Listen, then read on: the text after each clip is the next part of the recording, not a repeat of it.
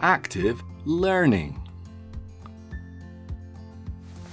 For the most part here, we will focus on active learning strategies, as most of these strategies fall into this category anyway. Active learning is simply defined as any instructional method that engages students in the learning process. Active learning requires students to do meaningful learning activities to encourage them to think and consider about what they are doing. They're not simply being passive participants, but discovering, processing, and applying the information. This can involve discussion, problem solving, group work, role plays, debates, and more. Basically anything that gets the students interacting with each other, active with the teacher, and engaging with the material. Active learning refers to a broad range of teaching strategies which engage students as active participants in the learning. Typically, these strategies involve some amount of students working together during class, peer reviewing, and may also involve individual work with teacher input. These types of strategies are especially effective and put students at the centre of the learning process, enriching the classroom experience and boosting engagement. We use them to help students talk more openly, think more creatively, and ultimately feel more engaged in the process of learning. As teachers, one of our biggest challenges is to create and plan out lessons that inspire our students and help them stay actively involved in the learning process. These days, traditional teacher-centered learning plans aren't always conducive to achieving that inspiration. This is where active learning strategies come into play. You can use them to empower, encourage, engage, and stimulate your classroom by putting students at the center of the learning process.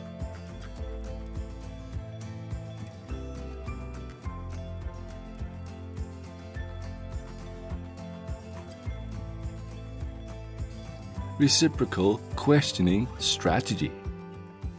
Learners of all ages will at some point come across blocks of text that they have to digest and make sense of, so having an active and meaningful strategy is of paramount importance. Reading and comprehending text and passages is a fundamental part of learning, not just in ESL. Reciprocal teaching not only helps with learning, but also gets kids excited to participate in a lesson. As a teacher, we know how difficult it can be to keep students interested in particular school subjects, especially when the students aren't really interested in what's been presented to them in their books. Reading especially can be boring and it can be seen as hard or uninteresting by the students. Reciprocal teaching strategies have been shown to increase student reading comprehension and, if done correctly, can help boost interest and enjoyment of the process.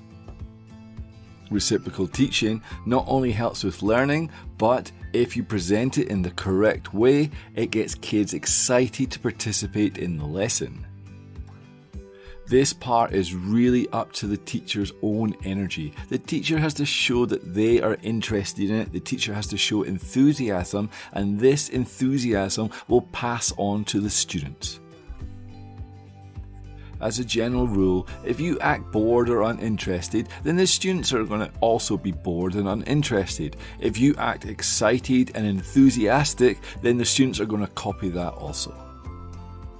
Reciprocal teaching is a few simple strategies together to help students better understand a text or a reading.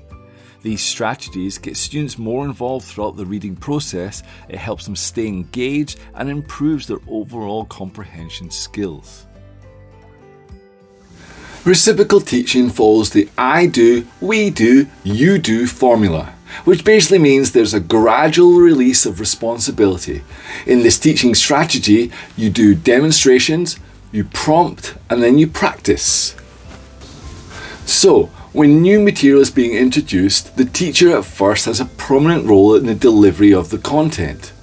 First, you demonstrate how the strategies work, then your students will work together in small groups with your guidance to better understand the process, and then finally, once students are comfortable, they use these strategies on their own.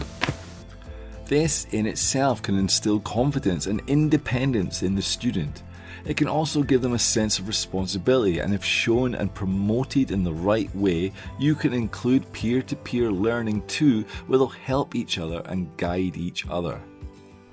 There are 4 parts to this strategy: predicting, questioning, clarifying, and then summarising. Each one of these building blocks plays an important role in helping the students improve literacy, stay engaged, boost reading comprehension, and it helps them learn on their own or in groups. So let's dig deeper. Predicting. There are 2 parts to predicting a text. The first involves what's going to happen overall in the reading, and the other involves predicting what's going to happen next in the section or chapter. They sound similar, but both have different processes. Part 1. You predict what would happen throughout a text by using the title. Try word association exercises or asking about what does the title infer or make them think about. You could use the imagery, such as looking at the cover art or the pictures if there are any, and building vocabulary and ideas by studying it closely. Or even have a guess at the topic, main ideas and such. Then you would use those clues to make your prediction of what will happen in the entire piece. Part 2 is where you're going to be predicting what happens next in a section or chapter.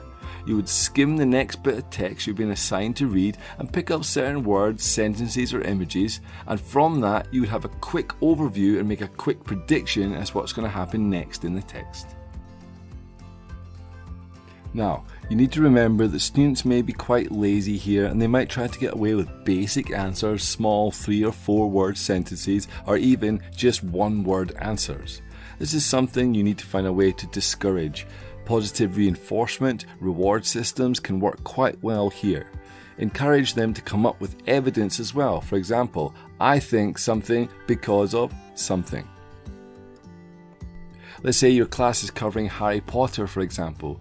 You wouldn't want them to give you simple predictions like, he's a boy, he's a wizard, I think he goes to school. You want to encourage your students to work a little bit harder and predict something with greater detail, and get them to say as long the sentence as possible. Based on the picture, I would think that he is a young boy that goes to school to learn how to be a wizard. That sort of answer would definitely receive a reward, and it would encourage other kids to come up with the same types of answers. And from there, you can push a little further. You could ask follow-up questions as well. Why do you think he's a wizard? What makes you think he goes to wizarding school? Well, teacher, because he is wearing wizarding robes and he has a wand. Any little details like that deserve rewards and deserve stickers, and hopefully they will encourage others to speak out as well. Making these predictions with evidence that they have found themselves gives them a sense of achievement and makes them more involved in the reading process. When they're more involved with the text, they're more focused, and it helps them understand what's happening throughout it. Questioning. Admitting that you don't understand something is a crucial part of the learning process. We have to get things wrong in order to get them right. So you want your students to take the time to pause and think about questions that they have and write them down as they read through a portion of the text. You want students to question why certain things are important with the reading, and it shows that they're getting involved. Asking questions can be hard for many students because they don't know where to start. The easiest way is to ask who, what, where, when, why, and how. Students asking and discussing and answering questions amongst themselves and to the teacher, it gets them involved with the reading and ensures that they're paying attention to the important details. It also helps them with peer-to-peer learning strategies to make sense of the text as well. Clarifying.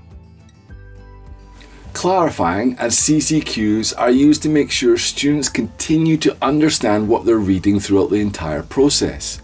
They can be simple questions such as what, where, when, how, and it can be simple as identifying unknown words to things more complicated such as explaining key concepts of a particular passage. Clarifying is a 2-step process where the students 1. Identify that they are confused by an idea or a word, and then 2. Take steps to resolve the confusion and better understand the text. What teachers need to remember is that students easily get tripped up with long, complicated words, hard to interpret images such as graphs or tables, convoluted sentences or complex ideas, and they often hide it. They'll pretend to know what's going on just because they don't want to admit that they don't know, they're embarrassed, or they want to save face in front of their peers. To remedy this, the teacher can come up with some decoding strategies to help these students without actually calling them out in the first place. These decoding strategies are actually good ways to review the passage for everybody. Instead of singling individual students out, you can get everyone involved again. You can reread the passage. On average, people don't realise that they can only focus for 10 to 15 minutes, so they need a break. Sometimes they don't even realise their brains are distracted until several minutes later. An easy fix for this is to reread the passage again and do it with different people reading and in different ways to keep it interesting. You can also break down the complicated parts. Ask the students what parts are confusing them and have them write them down, write it on the board, go over them, break them into smaller parts, explain them, go over the words that are difficult. You can also discuss Summarise with them. You can go over it again in your own words as a teacher and let them hear you explain it in simple terms. This can give them a different context and a different idea about what the passage is about and can help them understand it better. Summarising. Summarising is about condensing a reading to its most important points in both written and verbal forms. A classic mistake students make is they try to rewrite a whole passage in their own words. So the art of summarising will take practice, and it can be complicated for them at first, but when done correctly, summarising can greatly improve a student's understanding of a reading, and it's also a key IELTS skill. There are many different ways that we can help students improve their summarising skills.